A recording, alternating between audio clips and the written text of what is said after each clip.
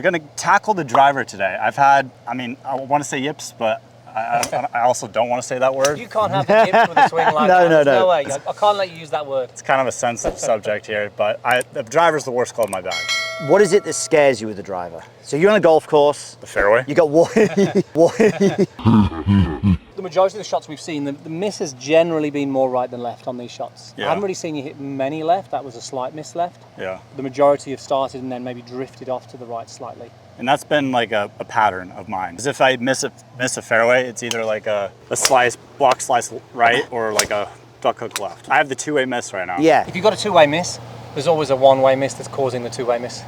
So generally there's a predominant miss that you have, and then there's a compensation that we often make to go, well, let's not hit it that way. So we've got some full swing data. We've got some swings here. I don't want to show you the swings just yet. I like to play a game with simple things that you could do without even thinking about golf swing, because look, the golf swing's really good.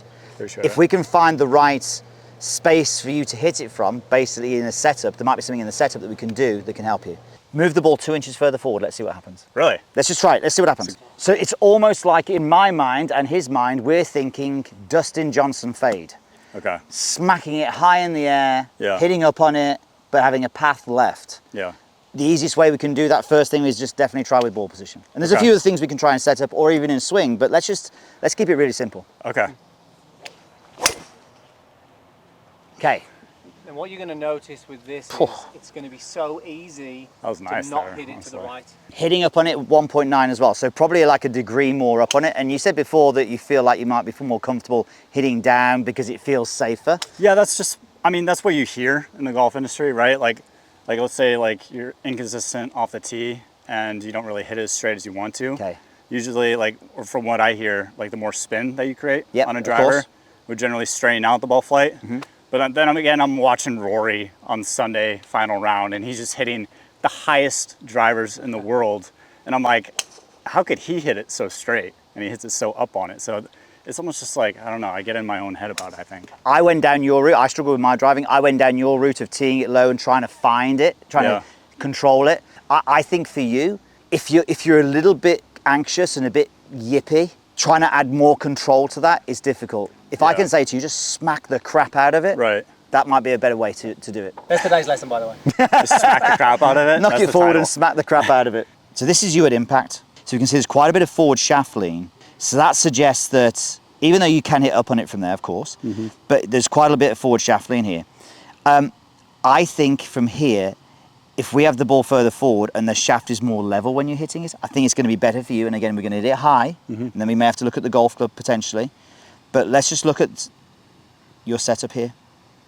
Normally we'd see people nearer this subs, the other side of the box, so near the right side of the box as you stand to it. So you'd actually be a little bit more towards the right side of the box, whereas you're maybe a little bit too much towards the left. So you're almost a little bit like your eye, and you're kind of almost like, so the ball isn't back, it's forward, but your body is forward.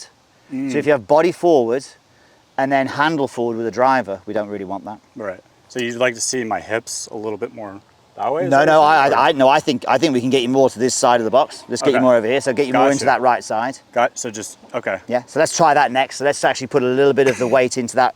So just feel as though you have 60% of the weight in your back leg, in your right leg. You can see that tee height, yeah. You're I know, I'm used to you're pegging it down, yeah. But I think some of the things that you're saying there, if it goes off, then you put the ball back in your stance.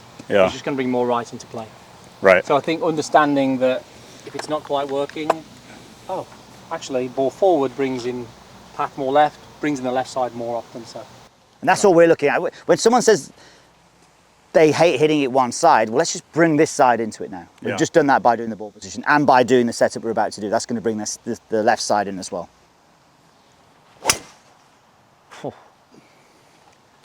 That's so nice. That was great, by the way. That was perfect. You were sitting back there. Yeah. I think a good question that you mentioned is that, and I'll show the camera from face on. You went, should I just get my hips forward?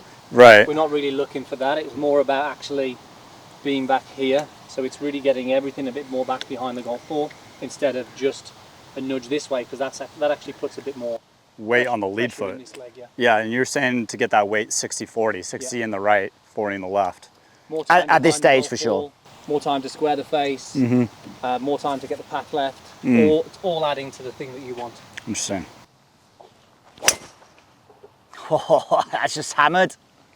And Yeah. straight away, and this is weird. So I mean, nice, eh? I don't know how much of this is in our brains and what, because we know what we're seeing here. It looks like you're hitting it harder. And it's a weird Really? thing to say, but it's the whole, when we see people do this, when they become free, Yeah. when you know that you can't hit it right, suddenly you just go, whack, I can hit it. Confidence, You got just goes through confidence the just to roof. hit it, and Yeah. that's beautiful. I really want you to feel that you're a DJ. Okay. I want you to think that you're a DJ. Yeah, that's it. I mean, it's on a rope now. Well, it's not on a rope, it's on a beautiful so curved rope. Consistent, yeah. Which is, honestly, I'd rather see that than a dead straight ball, if that makes sense. Like, I'd rather see, like, If you know it's working in a specific way, it makes me more confident. It's ironically enough. The crazy thing with this is, that was 286 yards carry. I have Yeah. no idea, I haven't looked at the dispersion yet on this, the amount of shots, and we know that we can look at this here, all of your shots on this dispersion chart, all the ones you've hit since we've moved the ball further forward, are here. more left side. These wow. are all on this left side. So Yeah. all of these ones here now are the ones you've just been hitting. Yeah. The ones that we had out to the right, we had a couple maybe left before, but that white one there's the last one you just hit. Wow. It was absolutely money. Absolute It's money. money. But that's the thing. We've been very fortunate with our jobs that we do, whether it's working with Aaron or spending time with these really good players. We go in there asking them in a video. We're saying, okay, what do you work at? Adam Scott, we film with Adam Scott. What do you work at in your golf swing? Yeah. He's like, I haven't filmed a swing in 2 years. Right. Like, what? It's How insane. can you do all of that good and then not work at it? He's got some feels that he has, but he's not trying to hit positions. What? Okay, so swing on the left. That was obviously the first one. And again, you can see it just looks a bit stacked towards that front side. It looks like you've been hitting more irons than drivers. Yeah. Or it looks like you've been trying to squeeze it low, which is a bit of a safer shot for you. But if I have that similar sort of line to that box there, we can see you're definitely a lot more towards your right side now on this. Ball Yeah. position, you can see it feels crazy forward. It's probably on the inside of your foot, instep, maybe the big toe as a result. But the shaft is lent back a little bit more. And then when you're hitting it, again, very different to your iron, we want you to be back. Yeah. We have no problem with that. And this one here, you are back, but I just feel like the one on the left, it's a little bit more, shaft length forward, but ultimately the swing doesn't look too dissimilar. Yeah. But we know for a fact the big difference is we've changed the impact factors by moving the ball further forward. Yeah. You're hitting it later. Your path is a bit more left. It's starting left. It's fading. You don't need to do any more. And if you ever say that you break, if you ever say you got the yips again with a driver, or you don't break 80, if you go over 80 again, it's just not happening. Well, thank you guys. Thank you so much for your time. Piers, Good stuff. Andy. No more driver yips. No more driver No yips. more Absolutely. driver yips. It's interesting to see the differences between the iron and the driver. And if you haven't seen the iron video, make sure you go over to their channel and check it out. It's going to be linked down below. Thank you so much for watching, guys, and we'll see you next time. Thanks, guys.